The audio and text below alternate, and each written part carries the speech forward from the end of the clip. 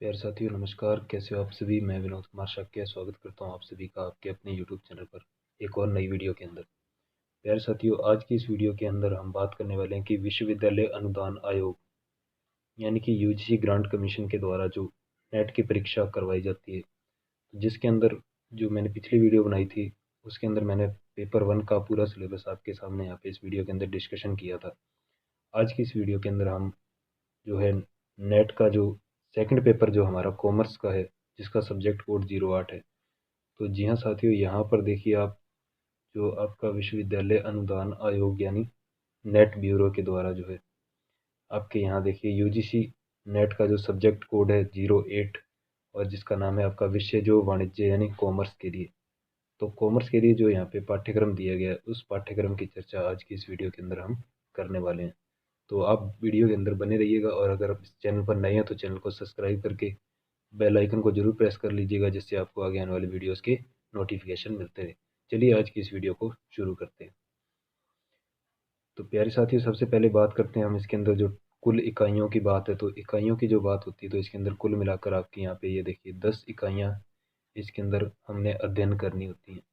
तो नेट का जब हम एग्ज़ाम देते हैं तो उसके अंदर जो सब्जेक्ट जो हमारा होता है, जो भी चाहे आपका कॉमर्स हो, चाहे इकोनॉमिक्स हो, अंग्रेजी हो, इतिहास हो, भूगोल हो, तो उसके अंदर कुल मिलाकर 10 यहाँ पे यूनिट्स होती हैं। इन 10 यूनिट्स के अंदर देखिए आपके कुल मिलाकर यहाँ पे 100 प्रश्न यहाँ पे पूछे जाते हैं। जो आपके क्वेश्चन पूछे जाएंगे वो 100 क्वेश्चन यहाँ पे पूछे जाएंगे। यानी कि इसके अंदर देखिए ये जो 10 इकाई होती हैं तो प्रत्येक इकाई से लगभग आपके 10 क्वेश्चनों के अनुसार ये यहाँ पे कुल मिलाकर आपके यहाँ पे 100 क्वेश्चन जो होते हैं वो पूछे जाते हैं। तो आगे अब हम बात करते हैं प्रत्येक इकाई के अंदर क्या क्या चीज़ें इसके अंदर अध्ययन करनी होती हैं, तो उसके बारे में आगे हम बात करते हैं। तो चलिए साथियों सबसे पहले बात करते हैं हम देखिए इकाई नंबर 1 की। तो इकाई नंबर 1 इसका नाम है देखिए व्यावसायिक वातावरण और अंतर्राष्ट्रीय व्यवसाय। तो जी हाँ साथियों, यहाँ पे ये देखिए इकाई नंबर 1 जो है उसका नाम है व्यावसायिक वातावरण और अंतर्राष्ट्रीय व्यवसाय। तो इसके अंदर हमने क्या क्या चीज़ें पढ़नी है उसके बारे में बात कर लेते हैं। देखिए इसके अंदर जो जो चीज़ें हमने अध्ययन करनी है वो सबसे पहले देखिए यहाँ पे जो ये जो बिंदु दे रखा है देखिए इसमें क्या रखा है देखिए व्यावसायिक वातावरण की अवधारणाएं एवं तत्व। कि जो व्यावसायिक वातावरण होता है उसकी क्या क्या अवधारणा है, उसके तत्व कौन कौन से, उसमें आर्थिक वातावरण आ जाएगा, आर्थिक पद्धतियाँ, आर्थिक नीतियाँ, मौद्रिक एवं वित्तीय नीतियाँ। राजनीतिक वातावरण आ जाएगा, व्यवसाय में सरकार की भूमिका क्या है, वैधानिक वातावरण जिसके अंदर आपका उपभोक्ता संरक्षण अधिनियम 1986 और जो नया अधिनियम बना है वो भी आ जाएगा। एफपीएम में यानी फेमा एक्ट आ जाएगा, सामाजिक सांस्कृतिक कारक और व्यवसाय पर उनका प्रभाव। इसके बाद जो है कॉरपोरेट की सामाजिक जिम्मेदारी यानी सीएसआर, कॉरपोरेट सोशल रिस्पॉन्सिबिलिटी। तो इसके अंदर हमें ये चीज़ें अध्ययन करनी पड़ेंगी। आगे चलते हैं, इसके अंदर देखिए बात करते हैं हम यहाँ पर। तो प्यारे साथियों यहाँ पर देखिए क्या दे रखा है, यहाँ पे हमें ये कहता है कि अंतर्राष्ट्रीय व्यवसाय का विस्तार, जिसके अंदर आपको क्या क्या चीज़ें पढ़नी देखिए, क्षेत्र तथा महत्व, वैश्वीकरण, इसके बाद तथा इसके संचालक, अंतर्राष्ट्रीय व्यवसाय में प्रवेश करने की नीतियाँ क्या क्या होती हैं उसके बारे में भी अध्ययन करना पड़ेगा।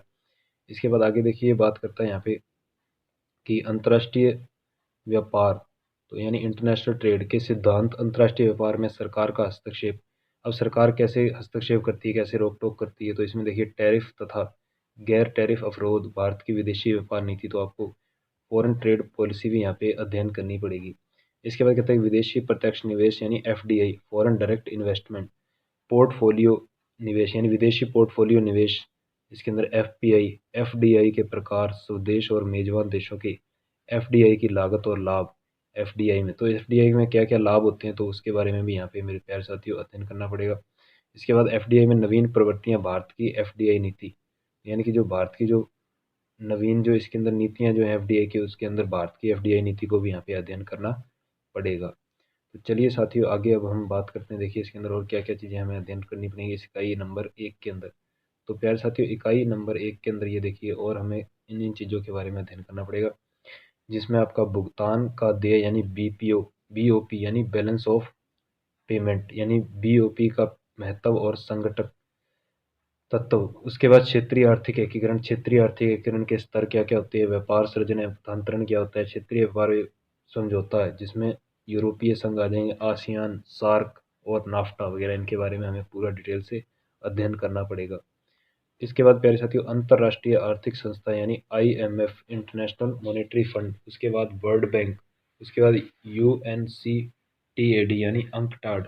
तो ये पूरा यहाँ पे डिटेल से हमें इसके अंदर भी अध्ययन करना पड़ेगा। इसके बाद प्यारे साथियों, यहाँ पे देखिए विश्व व्यापार संगठन यानी WTO, world trade organisation, WTO के कार्य तथा उद्देश्य, कृषि समझौता, गेट्स, GATS यानी गेट्स, ट्रिप्स हो गया, और उसके बाद ट्रिम्स। तो इनके बारे में भी यहाँ पे हमें अध्ययन करना पड़ेगा। ये तो होगी इकाई नंबर 1 की बात। अब चलते हैं हम इकाई नंबर 2 के अंदर। तो प्यारे साथियों, इकाई नंबर 2 की देखिए यहाँ पे बात आती है। तो इकाई नंबर 2 के अंदर हमें क्या अध्ययन करना है? तो इकाई नंबर 2 का नाम है लेखांकन और अंकेक्षण यानी अकाउंटिंग एंड ऑडिटिंग। तो इसके अंदर क्या क्या चीज़ें अध्ययन करनी पड़ेंगी, तो मेरे प्यारे साथियों यहाँ पर मैं अब आपको बता देता हूँ।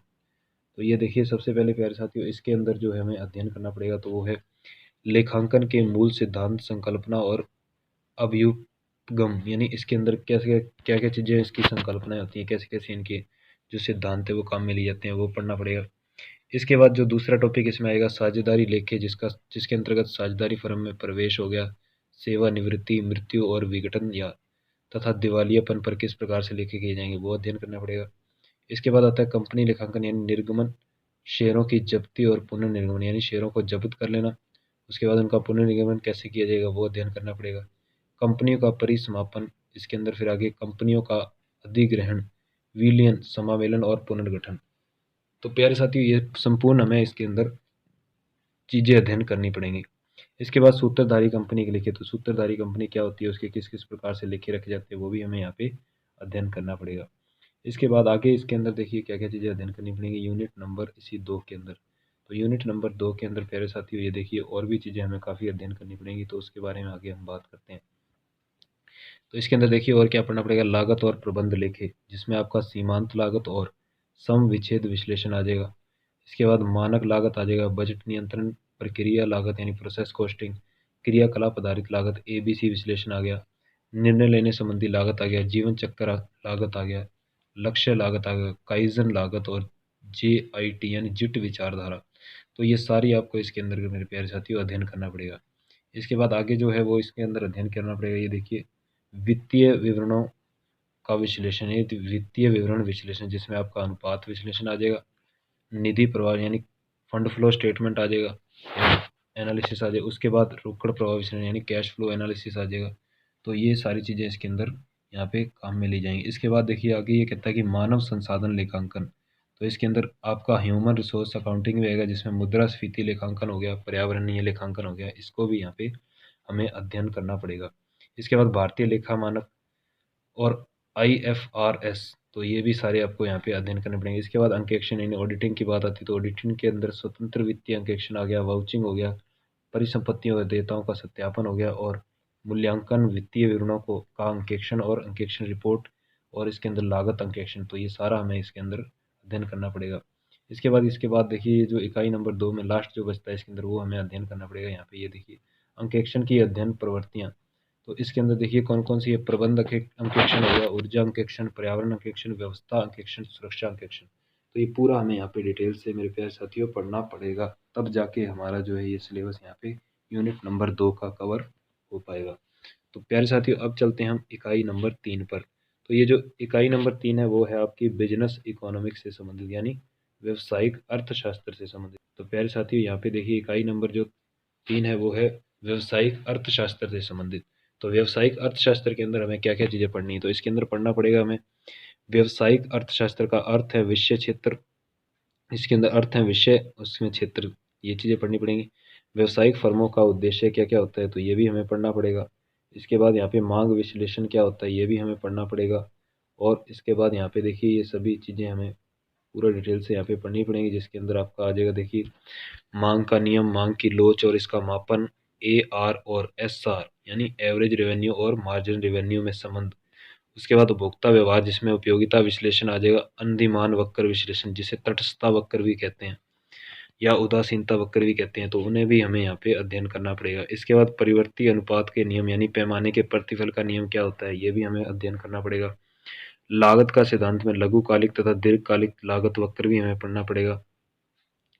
विभिन्न विपणन पद्धतियों के अधीन कीमत निर्धारण, जिसमें पूर्ण प्रतियोगिता आ जाएगा, एकाधिकारी प्रतियोगिता आ गई, अल्पाधिकार, कीमत नेतृत्व, मॉडल एकाधिकार, कीमत भेद मूलक। तो ये सारे हमें इसके अंदर अध्ययन करना पड़ेगा। इसके बाद इसमें अध्ययन करना पड़ेगा कीमत निर्धारण रणनीतियाँ, कीमत क्षिप्रता, उसके बाद कीमत अंतः प्रवेश, चरम भार पर कीमत सिद्धांत। तो इसके अंदर ये चरम भार पर कीमत से जो निर्धारण होगा वो किस प्रकार से, इसके अंदर कौन कौन से सिद्धांत काम में लिए जाएंगे, तो ये भी हमें पूरा डिटेल से यहाँ पे अध्ययन करना पड़ेगा। तो ये थी आपकी इकाई नंबर 3। इसके बाद बात करते हैं अब इकाई नंबर 4 की। तो यहाँ पर प्यारे साथियों इकाई नंबर जो 4 है उसका नाम है व्यावसायिक वित्त यानी बिजनेस फाइनेंस। तो बिजनेस फाइनेंस के अंदर हम क्या क्या चीज़ें पढ़ेंगे, तो उसके बारे में भी यहाँ पे मैं आपको पूरा डिटेल से बता देता हूँ। तो देखिए इकाई नंबर जो 4 है उसके अंदर हमने ये चीज़ें इसके अंदर अध्ययन करनी है। तो देखिए मैं एक बार आपको थोड़ा सा पढ़कर बता देता हूँ, जिसमें आपका आएगा वित्त का विषय क्षेत्र और स्रोत, पट्टा वित्त पोषण क्या होता है, ये पूंजी की लागत और धन का समय मूल्य, पूंजीगत ढांचा क्या होता है, पूंजीगत बजट संबंधी निर्णय कैसे लिए जाते हैं, पूंजीगत बजट संबंधी विश्लेषण की पारंपरिक और वैज्ञानिक तकनीकें कौन कौन सी हैं, कार्यशील पूंजी प्रबंधन जिसमें लाभांश का निर्णय, सिद्धांत और नीतियाँ क्या क्या होती हैं वो, जोखिम और प्रतिफल विश्लेषण, परिसंपत्ति की संवेक्षा, अंतर्राष्ट्रीय मुद्रा प्रणाली, विदेशी मुद्रा बाजार क्या होता है, वित्तीय दर जोखिम और हेजिंग तकनीकें क्या होती हैं, अंतर्राष्ट्रीय वित्तीय बाजार और लिखित यूरो मुद्रा, जीडीआर और एसडीआर क्या होता है, अंतर्राष्ट्रीय अंतरपणन जिसमें बहुराष्ट्रीय पूंजी बजटिंग किस प्रकार से की जाती है। तो ये सारा मेरे प्यारे साथियों यहाँ पर जो है वो व्यावसायिक वित्त जो हमारी यूनिट नंबर 4 जो है, तो उससे संबंधित यहाँ पे ये सारा जो हमें मैटर ये पढ़ना पड़ेगा। इसके बाद देखिए प्यारे साथियों यहाँ पे बात जो आती है वो आती है आपकी यूनिट नंबर 5 से संबंधित। तो यूनिट नंबर 5 का यहाँ पे नाम है आपका व्यावसायिक सांख्यिकी तथा शोध विधि। जी हाँ साथियों, यहाँ पर जो आपकी जो यूनिट नंबर 5 जो है तो इसका नाम है यहाँ पे व्यावसायिक सांख्यिकी तथा शोध विधि, यानी business statistics and research methods. तो यानी कौन कौन सा इसके अंदर हमने चीज़ें अध्ययन करनी है, तो वो मैं आपको एक बार यहाँ पे बता देता हूँ। तो प्यारे साथियों यहाँ पर ये देखिए इसके अंदर ये चीज़ें यहाँ पे अध्ययन करनी पड़ेंगी। सबसे पहले बात आती है केंद्रीय प्रवृत्ति का मापन, जिसमें आपका समांतर माध्य, माध्यक, बहुलक वगैरह, प्रकीर्णन का मापन, वैषम्य मापन, दो परिवर्तनियों का सहचर्य तथा प्रतीपगमन यानी रिग्रेशन वगैरह, इसमें प्रायिकता हो गया यानी प्रोबेबिलिटी, प्रायिकता के उपागम, बेज का सिद्धांत क्या होता है वो पढ़ना पड़ेगा, प्रायिकता वितरण में द्विपक्षीय और पास्यक तथा सामान्य वितरण का इसके अंदर अध्ययन हमें करना पड़ेगा। शोध के अंतर्गत हमें देखिए अवधारणा तथा प्रकार, शोध अभिकल्प क्या क्या होते हैं, डाटा संग्रह तथा उसका वर्गीकरण किस प्रकार से किया जाएगा। तो आगे इसके अंदर देखिए यहाँ पे अपने बात आती है प्रतिचयन का अनुमान, यानी कि इसके अंदर प्रतिचयन क्या होता है, इसका अनुमान किस प्रकार से लगाया जाता है, तो जिसकी अवधारणा क्या होती है, प्रतिचयन की विधियाँ क्या क्या है, प्रायिकता तथा गैर प्रायिकता विधियाँ क्या क्या हैं, प्रतिचयन वितरण, केंद्रीय सीमा प्रमेय क्या होती है, मानक त्रुटि क्या होती है, सांख्यिकीय अनुमान वगैरह, ये सारा इसके अंदर मेरे प्यारे साथियों यहाँ पर आपको अध्ययन करना पड़ेगा। इसके बाद बात आती है आगे देखिए परिकल्पना परीक्षण में, जिसमें आपका आता है जेड टेस्ट, अनोवा, ANOVA यानी अनोवा टेस्ट, काई वर्ग परीक्षण इसमें आ जाएगा, मैंने वेटनी यू टेस्ट आ जाएगा, किस्कल वैलिस एच टेस्ट आ जाएगा, रैंक को रिलेशन टेस्ट आ जाएगा। तो जी हाँ साथियों इसके अंदर ये सारा आपको यहाँ पे अध्ययन करना पड़ेगा। इसके बाद लास्ट में इसमें आता है रिपोर्ट लेखन, तो ये भी आपको यहाँ पे इसके अंतर्गत पढ़ना पड़ेगा। तो ये थी आपकी यूनिट नंबर 5 जिसका नाम था व्यावसायिक सांख्यिकी तथा शोध विधि। अब प्यारे साथियों बात आती है यूनिट नंबर 6 की। तो यूनिट नंबर 6 देखिए क्या कहती है। तो प्यारे साथियों यूनिट नंबर जो 6 है वो कहती है हमें यहाँ पे, इसका जो नाम है वो देखिए व्यवसायिक प्रबंध और मानव संसाधन प्रबंध। तो यानी ये जो इकाई है वो आपकी मैनेजमेंट से संबंधित है। तो इसके अंदर जिसमें बिजनेस मैनेजमेंट और ह्यूमन रिसोर्स मैनेजमेंट की बात की जा रही है। तो आगे चलिए बात करते हैं इसके अंदर क्या क्या चीज़ें हमें पढ़नी पड़ेंगी। तो प्यारे साथियों यहाँ पर जो बात आती है वो देखिए आपके इस तरीके से ये चीज़ें आपको यहाँ पे पढ़नी पड़ेंगी। तो सबसे पहले बात कर लेते हैं अपने यहाँ इन चीज़ों की। तो इसमें क्या कहता है देखिए, सबसे पहले कहता है प्रबंध के सिद्धांत और कार्य क्या होते हैं, संगठन का ढांचा क्या है, औपचारिक और अनौपचारिक संगठन किसे कहते हैं, नियंत्रण की विस्तृति क्या है, दायित्व और प्राधिकार यानी क्या होता है, प्राधिकार का प्रत्योजन और विकेंद्रीकरण क्या होता है, विप्रेरणा और नेतृत्व संकल्पना का सिद्धांत क्या है, निगम अभिशासन और व्यवसाय संबंधी नैतिकता यानी इथिक्स क्या होती है, मानव संसाधन प्रबंध यानी ह्यूमन रिसोर्स मैनेजमेंट जो आपका एक बहुत ही इंपॉर्टेंट जो चैप्टर यहाँ पे आता है, जो आपका इसके अंदर फर्स्ट ग्रेड में भी काम में लिया जाता है, ये ज़्यादा महत्वपूर्ण होता है। तो मानव संसाधन प्रबंधन की संकल्पना क्या होती है, भूमिका और कार्य, मानव संसाधन संबंधी योजना क्या होती है, भर्ती और चयन क्या होता है, प्रशिक्षण और विकास क्या होता है, उत्तराधिकारी योजना वगैरह ये क्या होती है, सारा हमें पढ़ना पड़ेगा। इसके बाद प्रतिपूर्ति प्रबंध यानी जॉब मूल्यांकन, प्रोत्साहन एवं अनुषंगी लाभ क्या होते हैं, कार्य निष्पादन मूल्यांकन, 360 डिग्री कार्य निष्पादन मूल्यांकन सहित ये सारा आपको अध्ययन करना पड़ेगा। सामूहिक सौदेबाजी और प्रबंध में कामगारों की प्रतिभागिता क्या होती है, ये भी आपको यहाँ पे अध्ययन करना पड़ेगा। इसके बाद देखिए यहाँ पे बात आती है व्यक्तित्व की, बात आती है इसके अंदर देखिए, तो पर्सनैलिटी से रिलेटेड यहाँ पे बात आती है व्यक्तित्व। देखिए तो बोध, अभिवृत्ति, मनोवेग, समूह की शक्ति, शक्ति और राजनीति, टकराव और समझौता, तनाव प्रबंध वगैरह, ये स्ट्रेस मैनेजमेंट वगैरह, ये सारा आपको इसके अंदर मेरे प्यारे साथियों पढ़ना पड़ेगा। इसके बाद लास्ट आपको पढ़ना पड़ेगा संगठनात्मक संस्कृति, जिसके अंदर संगठनात्मक विकास क्या होता है एवं संगठनात्मक बदलाव किस प्रकार से यहाँ पे काम में लिए जाते हैं। तो ये भी आपको सारा यहाँ पे अध्ययन करना पड़ेगा।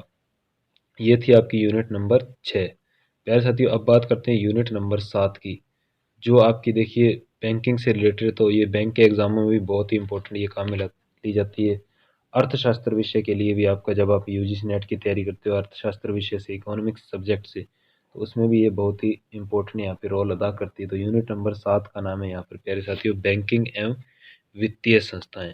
तो इसके अंदर देखिए क्या क्या कहता है, तो वो क्या क्या हमें अध्ययन करना पड़ेगा। तो सबसे पहले यहाँ पे कहता है, ये देखिए कि यहाँ पर कहता है कि भारतीय वित्तीय प्रणाली का सिंहावलोकन, यानी इसके अंदर आपको क्या है कि भारतीय वित्तीय प्रणाली का सिंहावलोकन किस प्रकार से किया जाएगा, तो वो समझना पड़ेगा। इसके बाद बैंकों के प्रकार, तो बैंक कितने प्रकार के होते हैं, वाणिज्यिक बैंक कितने होते हैं, क्षेत्रीय ग्रामीण बैंक कौन कौन से हैं, आरआरबी यानी रूरल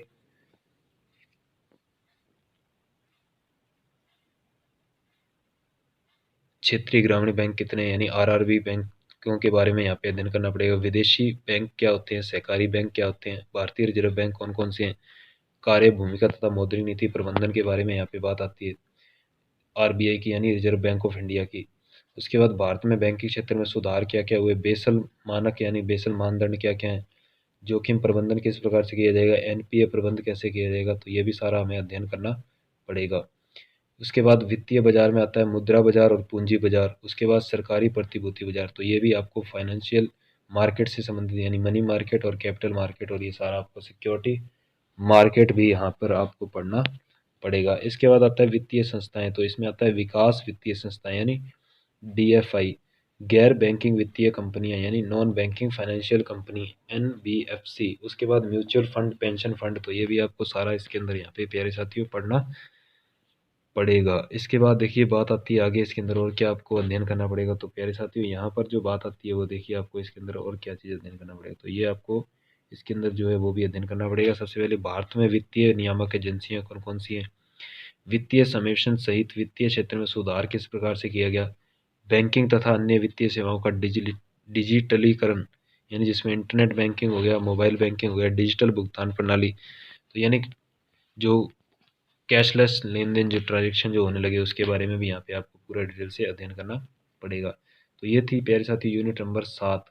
इसके बाद आगे देखिए बात करते हैं इसके अंदर एक टॉपिक और आपका है जो यूनिट नंबर 7 से रिलेटेड है, जिसका नाम है बीमा से संबंधित। तो देखिए ये क्या कहता है, तो इसमें कहता है कि बीमा के प्रकार कौन कौन से, जीवित एवं आजीवित सेवाओं का बीमा क्या क्या है, जोखिम का वर्गीकरण किस प्रकार से किया जाएगा तथा प्रबंधन, जोखिम की बीमा योग्यता के परिसीमित कारक, पुनर्बीमा, बीमा का नियामक ढांचा क्या होता है, आईआरडीए और इसकी भूमिका क्या है यानी इरिडा की भूमिका क्या है इसके अंतर्गत, तो वो भी यहाँ पे प्यारे साथियों पढ़ना पड़ेगा।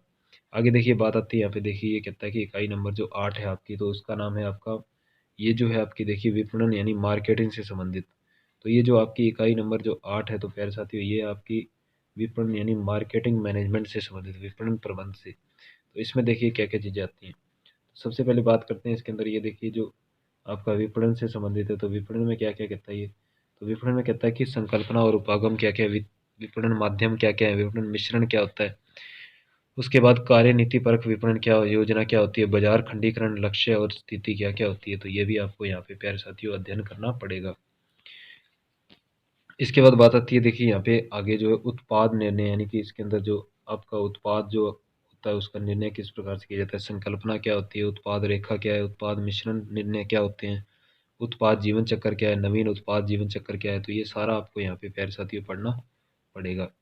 इसके बाद देखिए उत्पाद चक्र के बाद बात आती है कीमत संबंधी निर्णय, यानी प्राइस से रिलेटेड जो क्या क्या डिसीजन लिए जाते हैं, तो प्राइस संबंधी देखिए, तो कीमत संबंधी यहाँ पे निर्णयों की बात आती है, तो यहाँ पे देखिए क्या कहता है, तो कीमत संबंधी निर्णयों में कहता है कि कीमत निर्धारण को प्रभावित करने वाले कारक कौन कौन से हैं, कीमत निर्धारण नीतियाँ क्या क्या होती हैं तथा कार्य नीतियाँ क्या क्या होती हैं, संवर्धन संबंधी निर्णय क्या क्या हैं, विपणन में संवर्धन की भूमिका क्या है, संवर्धन की विधियाँ क्या होती हैं, विज्ञापन, व्यक्तिगत विक्रय, प्रचार विक्रय, संवर्धनात्मक साधन और तकनीक, संवर्धन मिश्रण क्या क्या होता है, ये सारा हमें यहाँ पे डिटेल से पढ़ना पड़ेगा।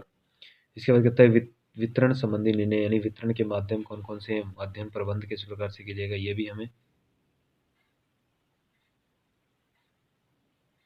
भी हमें पढ़ना पड़ेगा। आगे बात करते हैं, देखिए इसके अंदर ही कहता है कि ये जो उपभोक्ता से संबंधित व्यवहार हैं, तो देखिए उपभोक्ता से संबंधित, तो उपभोक्ता व्यवहार के अंदर क्या क्या पढ़ना पड़ेगा, तो देखिए उपभोक्ता व्यवहार में उपभोक्ता की क्रय शक्ति क्या होती है, उपभोक्ता के क्रय निर्णय को प्रभावित करने वाले कारक कौन कौन से, सेवा विपणन क्या है, विपणन की प्रवृत्ति है जिसमें सामाजिक विपणन हो गया, ऑनलाइन मार्केटिंग, ग्रीन मार्केटिंग, प्रत्यक्ष विपणन, ग्रामीण विपणन, CRM, ये जो क्या क्या चीज़ें होती है ये भी पढ़ना पड़ेगा। संभार प्रबंधन को भी यहाँ पे मेरे प्यारे साथियों पढ़ना पड़ेगा। आगे बात करते हैं, देखिए इकाई नंबर जो ये थी आपकी 8 और अब आती है बात इसकी यहाँ पे 9 की। तो जो इकाई नंबर 9 है वो आपकी देखिए किससे रिलेटेड, तो इकाई नंबर जो 9 है वो आपकी व्यवसाय के कानूनी पहलू से, यानी लीगल एस्पेक्ट से आपकी जो है ये यूनिट बनती है। तो यूनिट नंबर 9 है व्यवसाय के कानूनी पहलू। तो इसके अंदर बात करते हैं हमें क्या क्या चीज़ें पढ़नी पड़ेंगी। तो देखिए प्यारे साथियों यहाँ पर जो बात आती है वो है आपकी कि इसके अंदर हमें पढ़ना पड़ेगा सबसे पहले जो है आपका जो भारतीय संविदा यानी अनुबंध अधिनियम, जिसे इंडियन कॉन्ट्रैक्ट एक्ट बोलते हैं, तो वो है 1872। वैध संविदा के तत्व कौन कौन से, पक्षकारों की क्षमता, स्वतंत्र सहमति, संविदा का निष्पादन, संविदा का उल्लंघन और संविदा उल्लंघन के खिलाफ उपाय, अर्थ संविदाएं क्या होती हैं, तो ये भी हमें सारा पढ़ना पड़ेगा। विशेष संविदाएं कौन कौन सी है, क्षतिपूर्ति और गारंटी की संविदाएं कौन कौन सी हैं, निक्षेप और गिरवी संबंध संविदाएं कौन कौन सी है, एजेंसी की संविदाएं कौन कौन सी है, तो ये सारा हमें यहाँ पे डिटेल से पढ़ना पड़ेगा। इसके बाद माल विक्रय अधिनियम 1930, विक्रय और विक्रय करार, क्रेता सावधानी का नियम, अप्रदत्त विक्रेता के अधिकार और क्रेता के अधिकार क्या क्या होते हैं, ये सारा हमें यहाँ पे प्यारे साथियों अध्ययन करना पड़ेगा। इसके बाद बात आती है, देखिए इसके अंदर ये यूनिट नंबर 9 के अंदर ही आगे की जो चैप्टर है आपके, देखिए ये भी हमें इसके अंदर अध्ययन करना पड़ेगा। तो इसमें देखिए क्या क्या चीज़ें और दी हुई हैं। तो इसमें दिया हुआ प्राक्रम्य लिखित अधिनियम 1881, प्रकाम्य लिखितों के प्रकार, प्रक्राम्य और समुन्निदेशन, प्रक्राम्य लिखितों की अस्वीकृति और उन्मोचन क्या होता है, सारा पढ़ना पड़ेगा। कंपनी दिन 2013 में पढ़ना पड़ेगा। कंपनियों की प्रकृति और प्रकार क्या क्या है, कंपनी का गठन किस प्रकार से किया जाएगा, प्रबंधन, कंपनी की बैठकें कौन कौन सी होंगी, संयुक्त पूंजी, कंपनी समापन वगैरह किस प्रकार से होगा, तो ये सारा हमें पढ़ना पड़ेगा। सीमित देयता साझेदारी में देखिए आप, भारत में सीमित देयता साझेदारी LLP के गठन का ढांचा और उसकी प्रक्रिया क्या क्या है वो पढ़ना पड़ेगा। प्रतिस्पर्धा अधिनियम 2002, लक्ष्य, उद्देश्य और मुख्य प्रावधान क्या क्या होते हैं, ये भी पढ़ना पड़ेगा। सूचना प्रौद्योगिकी अधिनियम 2000, इसमें उद्देश्य और मुख्य प्रावधान क्या क्या होते हैं, साइबर अपराध और दंड क्या क्या है वो भी हमें पढ़ना पड़ेगा। सूचना का अधिकार अधिनियम 2005, मूल संकल्पना और महत्वपूर्ण प्रावधान क्या क्या होते हैं, ये भी हमें प्यारे साथियों पढ़ना पड़ेगा। बौद्धिक संपदा अधिकार, यानी कि इसके अंदर क्या क्या होता है, जिसमें पेटेंट हो गया, ट्रेडमार्क और कॉपीराइट्स हो गया। बौद्धिक संपदा में उभरते हुए मुद्दे क्या क्या हैं, ये भी हमें पढ़ना पड़ेगा। माल और सेवा कर, जीएसटी की मुख्य विशेषताएं क्या क्या है, ये भी पढ़ना पड़ेगा। लाभ और उद्देश्य कार्यान्वयन तंत्र, दोहरे जीएसटी का कार्यचालन तो किस प्रकार से किया जाता है, तो ये भी यहाँ पे हमें पढ़ना पड़ेगा। यानी goods and service tax, GST से संबंधित भी हमें सारी चीज़ें यहाँ पे अध्ययन करनी पड़ेंगी। इसके बाद प्यारे साथियों यहाँ पे बात आती है जो इकाई नंबर 10 की। तो इकाई नंबर 10 पे यहाँ क्या कहता है, तो इकाई नंबर 10 का देखिए क्या नाम दिया हुआ है, आयकर और निगम कर योजना, यानी इनकम टैक्स और कॉर्पोरेट टैक्स से संबंधित यहाँ पे कौन कौन सी योजना है, तो उसके बारे में यहाँ पे अध्ययन करना पड़ेगा। तो इसके बारे में देखिए क्या क्या चीज़ें यहाँ पे अध्ययन करनी पड़ेंगी। तो सबसे पहले बात आती है यहाँ पे, देखिए क्या कहता है, इनकम टैक्स से रिलेटेड यानी आयकर से संबंधित। तो आयकर के अंदर देखिए इसमें क्या क्या पढ़ना पड़ेगा हमें। आयकर में कहता है मूल संकल्पना क्या होती है, आवासीय परिस्थिति और कर भार क्या होती है, यानी निवास स्थान क्या होता है वो, छूट प्राप्त आय कौन कौन सी, कृषि आय होगी, विभिन्न शीर्षों के अधीन कर योग्य आय का अभिकलन किया जाएगा, सकल कुल आय से कटौती यानी जीटीआई में से क्या होगा आपको डिडक्शन लगानी है, व्यक्तियों का कर निर्धारण क्या होता है कि यानी व्यक्तियों का, इंडिविजुअल का आयों को सम्मिलित किस प्रकार से किया जाएगा, अंतर्राष्ट्रीय कराधान क्या होता है, दोहरा कराधान और इसका परिहार तंत्र, ट्रांसफर प्राइसिंग क्या होता है, निगम कर योजना के अंतर्गत निगम कर योजना की संकल्पना और महत्व क्या होता है, कर परिहार बनाम कर अपवंचन क्या होता है, निगम कर योजना की तकनीकें क्या होती हैं, विशिष्ट व्यवसाय की स्थितियों में कर विचारण बनाने या खरीदने संबंधी निर्णय लेना, किसी परिसंपत्ति का स्वामित्व या पट्टा किस प्रकार से लिया जाएगा, परिसंपत्ति का प्राधिकरण किस प्रकार से होगा, परिसंपत्ति का नवीनीकरण या प्रतिस्थापन किस प्रकार से होगा, प्रचलनों को बंद करना या जारी रखना किस प्रकार से किया जाएगा, तो ये सारा हमें अध्ययन करना पड़ेगा। इसके बाद स्रोत पर कर की कटौती और संग्रह, यानी जिसके अंदर आप उद्गम स्थान पर कर की कटौती भी कह सकते हो। तो उसमें कहता है कर का अग्रिम भुगतान किस प्रकार से किया जाएगा, एडवांस पेमेंट ऑफ टैक्स, आयकर विवरणी को इलेक्ट्रॉनिक माध्यम से दाखिल किस प्रकार से किया जाएगा, तो ये भी यहाँ पे आपको पूरा डिटेल से अध्ययन करना पड़ेगा। तो ये था मेरे प्यारे साथियों यहाँ पर जो है आपकी इकाई नंबर, टोटल ये कुल मिलाकर आपकी 10 इकाइयों से, तो मैंने आपको पूरा इस वीडियो के माध्यम से देखिए आपको बता दिया है कि इसके अंतर्गत देखिए कौन कौन सी यूनिट होती हैं और उनमें क्या क्या चीज़ें हमें अध्ययन करनी है। यानी कि ये जो आपका NTA UGC नेट का जो एग्ज़ाम जुलाई में जो कंडक्ट करवाया जाएगा, ऐसे ही उम्मीद है, क्योंकि अभी तो क्या है कि फ़िलहाल तो फॉर्म भी जारी नहीं हुए हैं आपके, तो इसलिए क्या है कि अभी जो दिसंबर वाले जो फॉर्म है वो भी जारी नहीं हुए। तो ये जो आप तैयारी करोगे तो वो आप इस 2022 के लिए जून या जुलाई में जो एग्ज़ाम होगा तो उसके लिए आप यहाँ पे अच्छे प्रकार से तैयारी करोगे। तो ये था आपका विश्वविद्यालय अनुदान आयोग यानी नेट ब्यूरो, जो आपका सिलेबस जो वाणिज्य यानी कॉमर्स के लिए जो NTA के द्वारा एग्ज़ाम कंडक्ट करवाया जाता है, तो उसके लिए सारा सिलेबस आपके यहाँ पे दिया हुआ है। तो जो मैंने आपको पूरा आज की इस वीडियो के अंदर डिटेल से समझा दिया। तो इस वीडियो के अंदर बस इतना ही। तो आप अगर इस चैनल पर नए हैं तो चैनल को सब्सक्राइब करके बेल आइकन को जरूर प्रेस कर लीजिएगा, जिससे आपको आगे आने वाली वीडियोस के नोटिफिकेशन मिलते रहे। तब तक के लिए आप सभी प्यारे दोस्तों का बहुत बहुत धन्यवाद।